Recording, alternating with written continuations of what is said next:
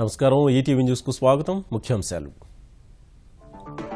నిత్య స్ఫూర్తితో అభివృద్ధికి వారధి వేయాలని సివిల్ సర్వెంట్లకు ప్రధాని సూచన. కాలానుగుణ మార్పులతో ముందుకు సాగాలని పిలుపు.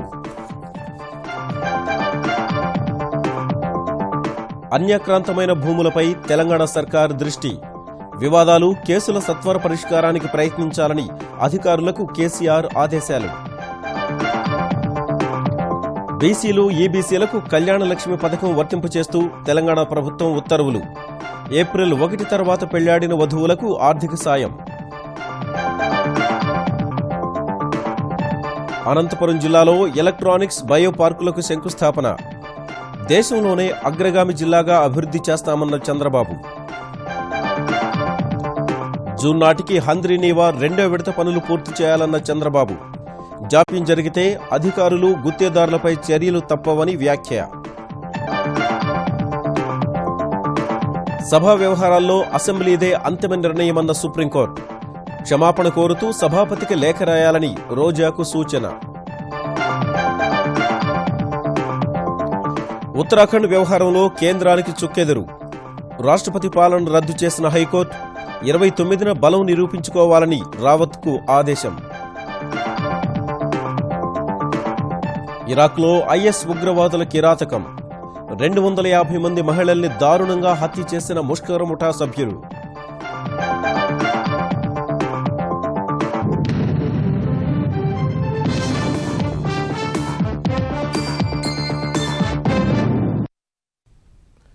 దేశాభివృద్ధి, సంక్షేమానికి అవసరమైన మార్పు కోసం అఖిల భారత సర్వీస్ అధికారులు అనుక్షణం పాటుపడాలని ప్రధాని నరేంద్ర మోదీ పిలుపునిచ్చారు. ఈ మార్పునకు సివిల్ సర్వీస్ అధికారులు ప్రతినిధులుగా పనిచేయాలని ఢిల్లీలో జరిగిన 10వ సివిల్ సర్వీసెస్ దినోత్సవంలో మోదీ సూచించారు. ఈ దిశలో లక్ష్యాలను సాధించేందుకు కలిసికట్టుగా పనిచేయాలని ఉద్బోధించారు.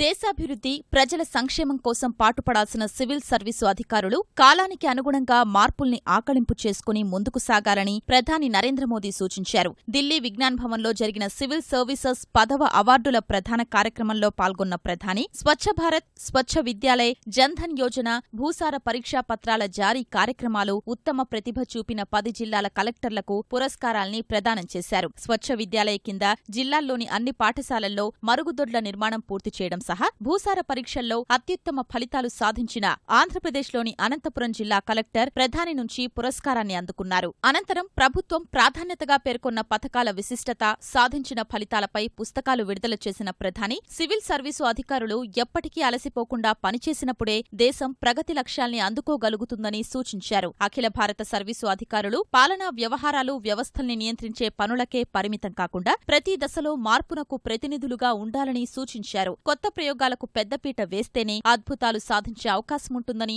ఇందుకు అలసత్వాన్ని దరిచేరనీయకుండా నిత్య స్ఫూర్తితో పనిచెయ్యాలని ఉద్బోధించారు.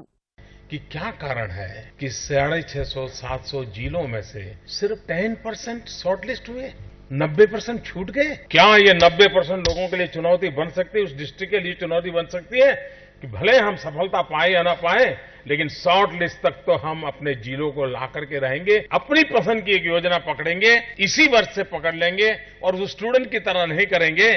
आज इसी सिविल सर्विस डे को ही तय करूंगे कि हम अगली बार इस जगह पे मंच पर होंगे और हम अवार्ड लेकर के जाएंगे.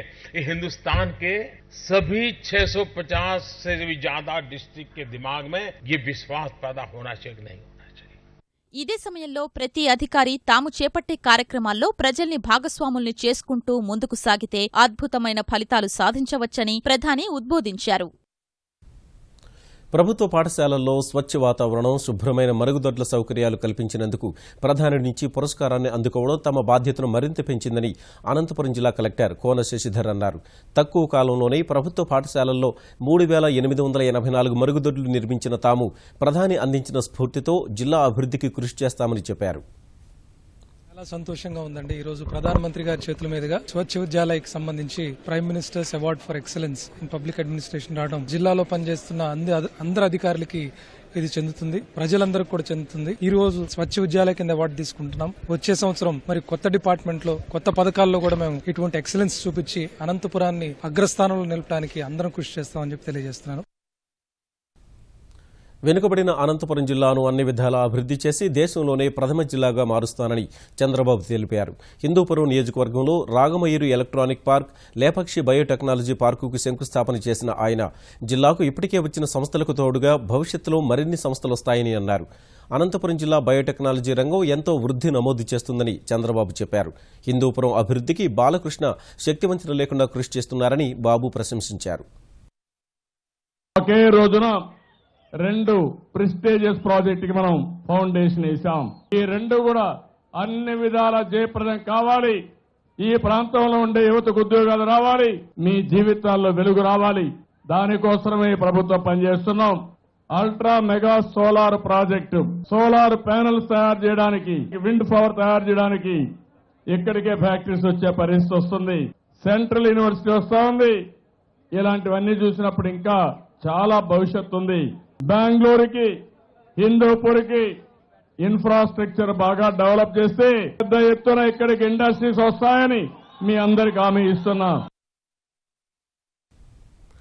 అనంత రైతుల కష్టాలు తీరుస్తుందని భావిస్తున్న హంద్రీనేవా 2వ దశ పనులు జూన్ నాటికి పూర్తి చేయాలని ముఖ్యమంత్రి చంద్రబాబు ఆదేశించారు. 3వ దశలో మడకశిర బ్రాంచ్ కెనాల్ పనులు ఆగస్టు నాటికి పూర్తి చేయాలని ఒంటిమిట్ట నుంచి అనంతపురం వెళ్లే సమయంలో హంద్రీనేవా పనులు పరిశీలించిన చంద్రబాబు అధికారుల్ని ఆదేశించారు. ఈ పనుల్లో జాప్యం జరిగితే అధికారులు, గుత్తేదారులపై చర్యలు తప్పవని హెచ్చరించిన ఆయన డి చెర్లోపల్లి వద్ద హంద్రీనేవా పనుల పురోగతి, ప్రణాళికలపై ఏర్పాటు చేసిన ఫోటో ప్రదర్శనను తిలకించారు. వర్షాలు వస్తే నీటిని వృధా చేయకుండా సద్వినియోగం చేసుకునే విధంగా కాలువలు, రిజర్వాయర్లు త్వరగా పూర్తి చేయాలని స్పష్టం చేశారు. క్షేత్రస్థాయిలో ఏవైనా ఇబ్బందులుంటే తమ దృష్టికి తీసుకురావాలని అధికారులకు సూచించారు. Land is still to be acquired, sir. That is a major hindrance for us to complete that project, sir. Where is the land acquisition officer? Interest చేసినప్పుడు అది అనుకున్న సమయం కంటే 4 రోజులు ముందు చేయాలి. As on today you are doing well.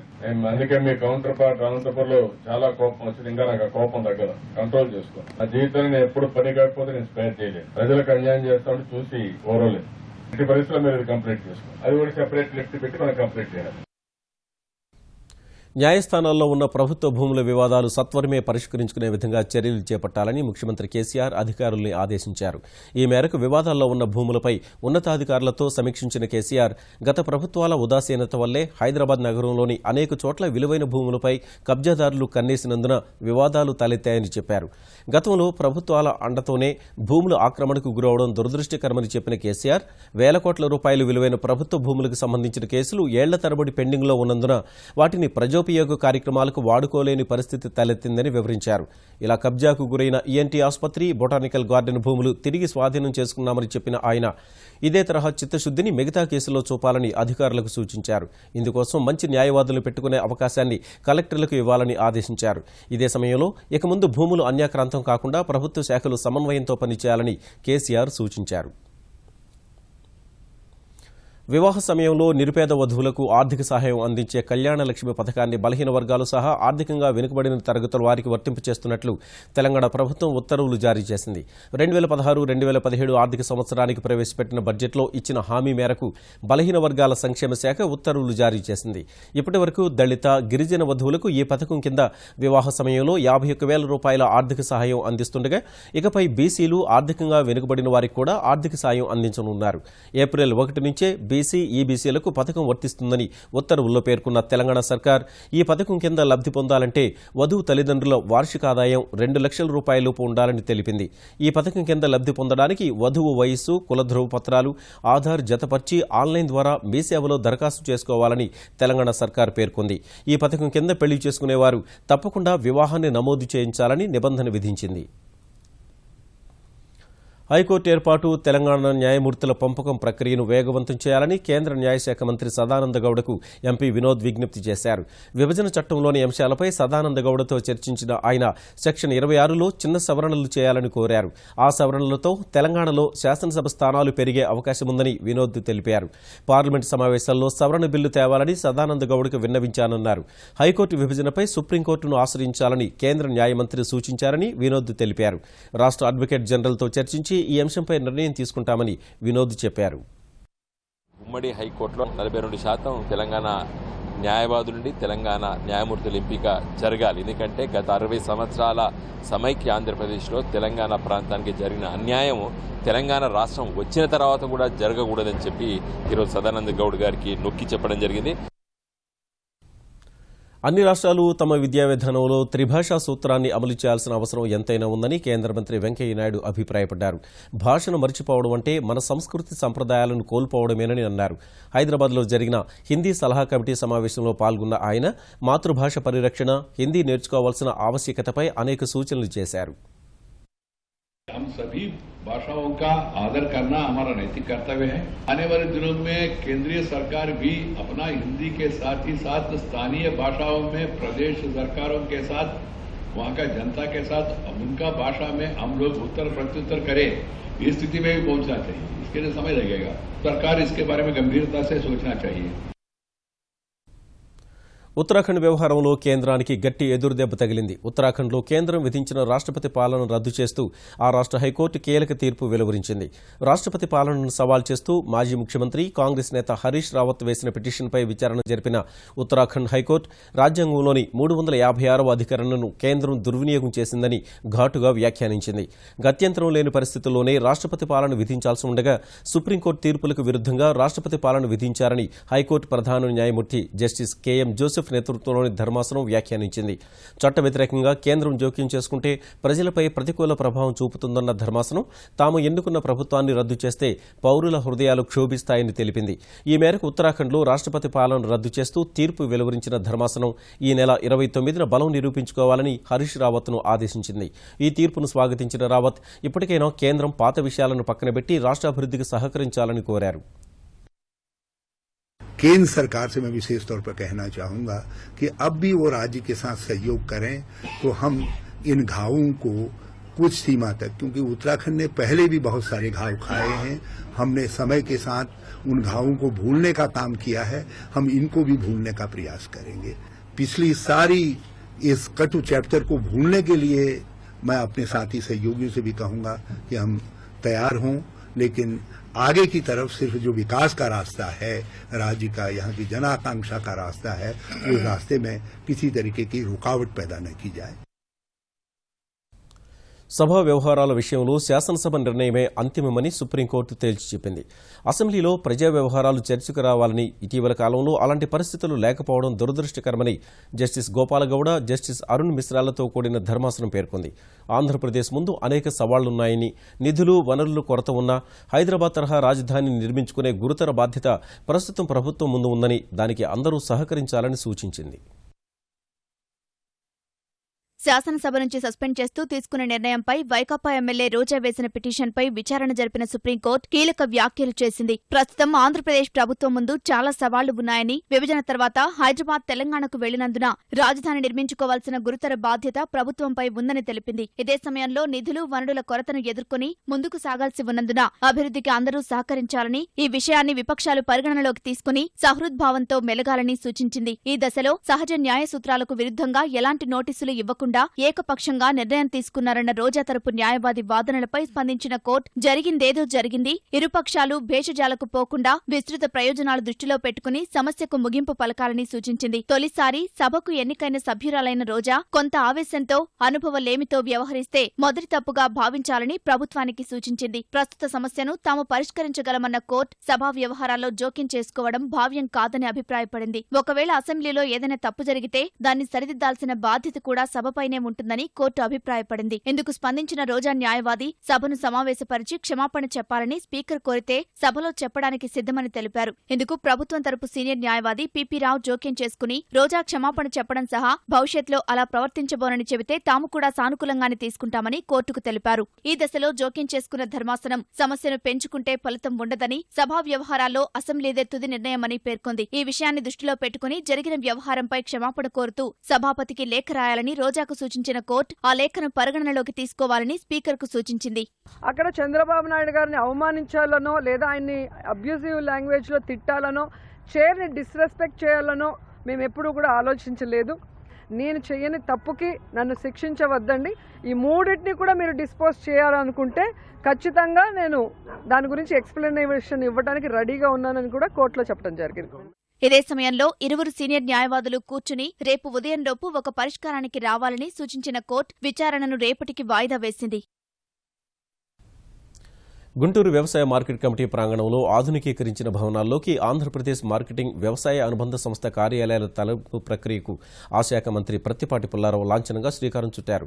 Velagapudi వద్ద నిర్మిస్తున్న సచివాలయ ప్రాంగణంలోకి కొన్ని సంస్థలు, మరికొన్ని గుంటూరు చుట్టుకుంట వద్ద ఉండే వ్యవసాయ మార్కెటింగ్ ఆవరణలోని భవనాల్లో ఏర్పాటు చేస్తామని ప్రత్తిపాటి తెలిపారు. వీలైనంత త్వరగా తరలింపు ప్రక్రియ పూర్తి చేస్తామని పుల్లారావు తెలిపారు.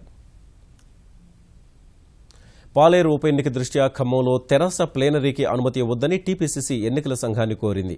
ఈ మేరకు టీపీసీసీ ప్రతినిధులు నిరంజన్, కమలాకర్రావు తెలంగాణ ఎన్నికల ప్రధానాధికారి భన్వర్లాల్ను కలిసి ఫిర్యాదు చేశారు. ముందస్తు వ్యూహం ప్రకారమే ఓటర్లను ప్రభావితం చేసేందుకే అక్కడ ప్లేనరీ ఏర్పాటు చేశారని, ఇది ఎన్నికల నియమాలకు విరుద్ధమని వారు ఆరోపించారు. పాలేరు ఉప ఎన్నికలో బ్యాలెట్ వాడాలని, లేదంటే ఓటు వేయగానే ధృవీకరణ పత్రం వచ్చే వీవీపీఏటీ యంత్రాలు వాడాలని ఈసీని కోరినట్టు తెలిపారు. జల సంరక్షణకు నడుం బిగించిన ఈటీవీ ఈనాడు స్ఫూర్తితో తెలుగు రాష్ట్రాల్లో ఇంకుడు గుంతల నిర్మాణం మహోద్యమంలో సాగుతోంది. ఊరువాడ, పల్లె, పట్టణం అన్న తేడా లేకుండా అన్ని వర్గాల వారు యుద్ధ ప్రాతిపదికన ఇంకుడు గుంతల నిర్మాణంలో నిమగ్నమయ్యారు. గ్రామాన ఉద్యమ స్ఫూర్తితో సాగుతున్న ఈ కార్యక్రమంలో ప్రజాప్రతినిధులు, అధికారులు సైతం పలుగు పారాపట్టి ముందుకు సాగుతున్నారు.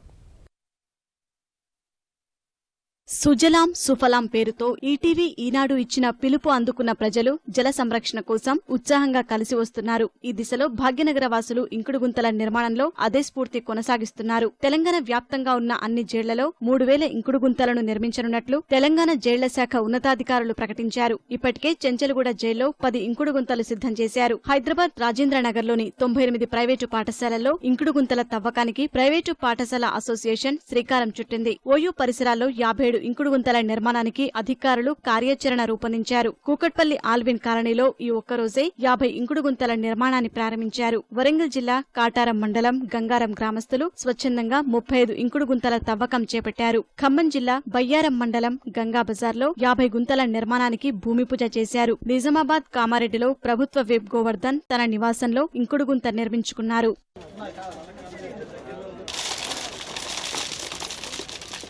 ఆంధ్రప్రదేశ్లోనూ జల సంరక్షణ చర్యల్లో ప్రజలంతా భాగస్వాములవుతున్నారు. గుంటూరు జిల్లాలోని ఆచార్య నాగార్జున విశ్వవిద్యాలయంలో 100 ఇంకుడు గుంతల తవ్వకాలకు శ్రీకారం చుట్టారు. నెల్లూరు నగరం 47వ డివిజన్లోని గుత్తాపార్కు సమీపంలో నిర్వహించిన సుజలాం సుఫలాం కార్యక్రమంలో ఎమ్మెల్సీ సోమిరెడ్డి చంద్రమోహన్ రెడ్డి పాల్గొని ఇంకుడు గుంత తవ్వారు. కర్నూలు జిల్లా డోన్ పాతపేట పాఠశాలలో చేపట్టిన ఇంకుడు గుంతల తవ్వకాలకు హాజరైన జిల్లా ఎస్పీ రవికృష్ణ పోలీసులు దత్తత తీసుకున్న పాఠశాలల్లో 140 ఇంకుడు గుంతలు తవ్వించనున్నట్లు ప్రకటించారు. ప్రతి నీటి బిందువును ఆత్మబంధువుగా భావించి సంరక్షించాల్సిన అవసరం ఉందని ముఖ్యమంత్రి చంద్రబాబు అభిప్రాయపడ్డారు. ఈ విషయంలో చొరవ తీసుకుని ఇంకుడు గుంతల నిర్మాణ యజ్ఞాన్ని చేపట్టిన ఈటీవీ ఈనాడును ముఖ్యమంత్రి ప్రశంసించారు. అనంతపురంలో నీరు చెట్టు కార్యక్రమంలో పాల్గొన్న ముఖ్యమంత్రి అధికారులు ఏర్పాటు చేసిన ప్రదర్శనను తిలకించి ఈ ఏడాది 100 టీఎంసీల గోదావరి నీటిని కృష్ణానదికి మళ్లిస్తామన్నారు. అనంతరం ప్రజాప్రతినిధులతో నీటి సంరక్షణ కోసం ప్రతిజ్ఞ చేయించారు. కరువు ప్రాంతమైన అనంతపురం జిల్లా కళ్యాణ శోభతో పులకించింది. పరిటాల రవీంద్ర మెమోరియల్ ట్రస్ట్ ఆధ్వర్యంలో జరిగిన ఉచిత సామూహిక వివాహాల వేడుకలో వేద మంత్రోచ్చరణల మధ్య 250 జంటలు ఒకటయ్యాయి. ఈ కార్యక్రమానికి హాజరైన ముఖ్యమంత్రి చంద్రబాబు నూతన వధూవరుల్ని ఆశీర్వదించారు. అనంతపురం జిల్లాలో దశాబ్దంన్నర క్రితం తెలుగుదేశం నాయకుడు పరిటాల రవి మొదలుపెట్టిన సామూహిక వివాహ కార్యక్రమాన్ని కొనసాగిస్తున్న ఆయన సతీమణి ఆంధ్రప్రదేశ్ పౌర సరఫరాల శాఖ మంత్రి పరిటాల సునీత సొంత ఖర్చులపై ఇవాళ మరో 250 జంటలకు పెళ్లిళ్లు చేశారు. అనంతపురం జిల్లా రామగిరి మండలం నసనకోట సమీపంలోని తిరుమల దేవరస్థానం ప్రాంగణంలో వేద మంత్రోచ్చారణల మధ్య ఆంధ్రప్రదేశ్, తెలంగాణ, కర్ణాటక, తమిళనాడు నుంచి వచ్చిన 250 జంటలు కొత్త జీవితంలోకి అడుగుపెట్టాయి. మాంగళ్యం తంతునానేన తవ జీవన హేతునా కంఠే బధ్నామి శుభగే. ఈ వేడుకకు హాజరైన ముఖ్యమంత్రి చంద్రబాబు సహా పలువురు మంత్రులు, కేంద్ర మంత్రి వెంకయ్యనాయుడు కుమార్తె సహా పరిటాల అభిమానులు నూతన వధూవరుల్ని ఆశీర్వదించారు.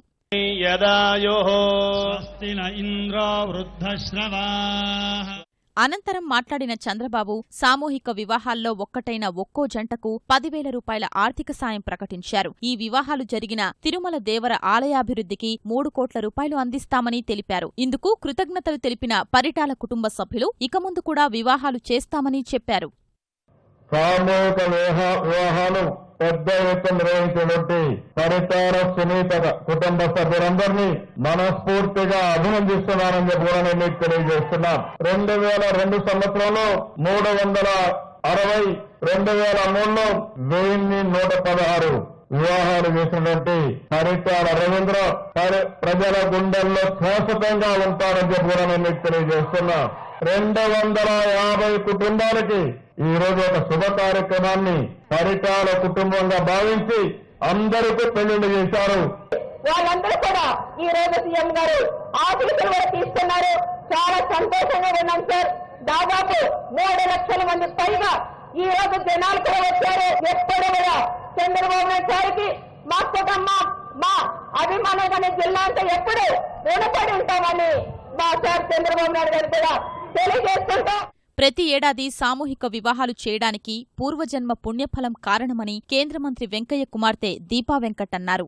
వాళ్ళ ద్వారా ఇప్పటి వరకు 2,000 మందికి వివాహాలు జరిగినాయి అంటే బహుశా ఎవరు కూడా చేసి ఉండరేమో. సునీతమ్మ గారు చెప్తున్నారు వాళ్ళకి, ఆ మగపిల్లలకి వాళ్ళకి చెప్తున్నారు, మిమ్మల్ని ఏమన్నా అంటే బిడ్డలు నా దగ్గరికి వచ్చేస్తారు అని. ఇంత మంచి తల్లి దొరికిన మీ అందరికీ మనసారా అభినందిస్తూ,